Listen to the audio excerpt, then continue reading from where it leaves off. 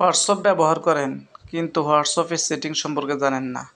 আপনি যাদের সাথে দিন-রাত মেসেজ করেন এবং ছবি পাঠান, যেকোনো মুহূর্তে তারা আপনাকে হ্যারাসমেন্ট করতে পারে।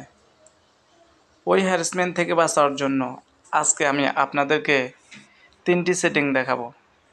৩টি সেটিং সম্পর্কে কথা বলবো। হাই বন্ধুরা, আসসালামু আলাইকুম। আমি আছি আপনাদের সাথে মোতালিব স্কেল।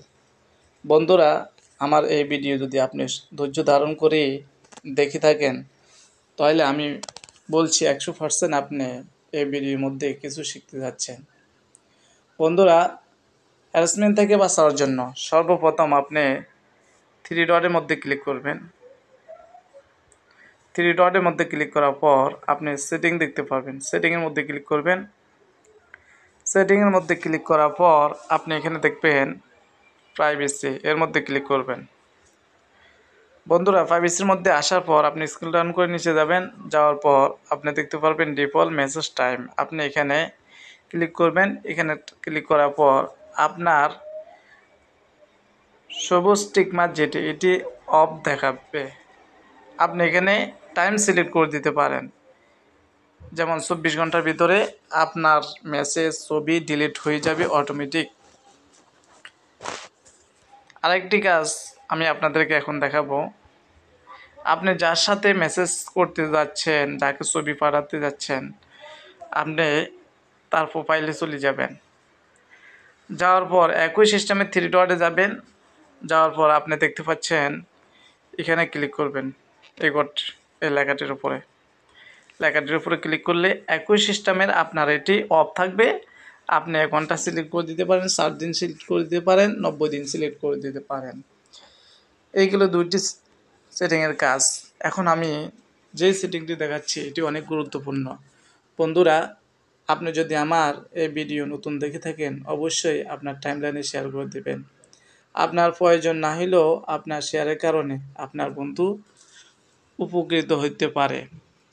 বন্ধুরা, যেমন আমি এ ব্যক্তিকে একটি ছবি পাঠাইলাম।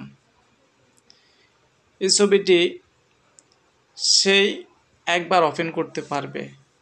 ওপেন করার পর সে আর কখনোই এই ছবিটি দেখতে পাবে না। এবং এই ছবি থেকে সে যদি বলে আমি স্ক্রিনশট নেব, তাও কিন্তু সেই স্ক্রিনশট নিতে পারবো না। যদি বলে আমি ডাউনলোড করে রাখবো, তাও ডাউনলোড করে রাখতে পারবো না। এই ছবিটি যেই ব্যক্তির কাছে আপনি পাঠাবেন, সে ব্যক্তি শুধু একবার দেখব। যখন মোবাইলটি ভেঙে দিবে, তখন পরবর্তী আর এটি আর দেখার সুযোগ সুবিধা তার থাকবে না। আপনি যদি এই কৌশলটি যদি অবলম্বন করে থাকে, রাত দিন ২৪ ঘন্টাও মেসেজ এবং ছবি পাঠান, তাও কিন্তু আপনার কোনো ছবির স্ক্রিনশট বা মেসেজের স্ক্রিনশট অথবা ডাউনলোড করে কিছুই রাখতে পারবে না। আপনি যার সাথে চ্যাট করবেন অথবা ছবি পাঠাবেন, আপনার ডকুমেন্ট পাঠাবেন, আপনি তাকে এই কৌশলটি খাটিয়ে আপনি তাকে পাঠাতে পারেন। গ্যালারির মধ্যে যাবেন। যাওয়ার পর ধরুন আমি এই ছবিটি তাকে পাঠাবো। আমি এটি সিলেক্ট করলাম। সিলেক্ট করার পর দেখতে পাচ্ছেন বন্ধুরা, এখানে 1 লেখা হচ্ছে। এখন আমি যদি ডাইরেক্টলি সেন্ডে ক্লিক করি, সাথে সাথে তার কাছে যাব স্বাভাবিকভাবে। আর আমি যদি একের উপরে ক্লিক করি, এখানে দেখতে পাচ্ছেন বন্ধুরা, একের উপরে ক্লিক করার সাথে সাথে একটি কালো রঙের একটি ব্লট হয়ে গেছে।